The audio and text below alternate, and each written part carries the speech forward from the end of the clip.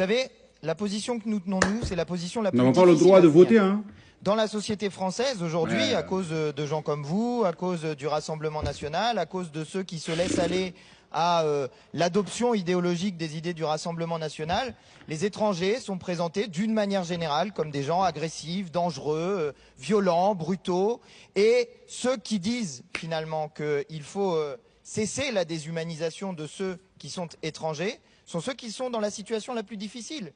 Et vous nous faites parfois le reproche d'être, comment dites-vous, clientéliste ou de faire du clientélisme électoral. Eh bien, Monsieur Retailleau, vous avez bien fait de parler de la Déclaration des droits de l'homme et du citoyen. Figurez-vous que les étrangers n'ont pas le droit de vote.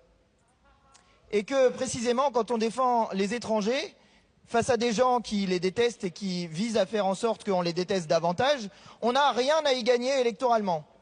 Rien. À peu près rien du tout. La seule chose qu'on a à y gagner, c'est d'être fidèle à des grands principes qui ont été à l'origine du drapeau tricolore qui est en face de vous. Vous savez, Monsieur Retailleau, vous avez en face de vous, là, à la tribune, une petite gravure. Il y a l'histoire et la renommée. L'histoire est en train d'écrire sur un tableau. Il y avait un mot écrit sur le tableau. Il y avait le mot « République ».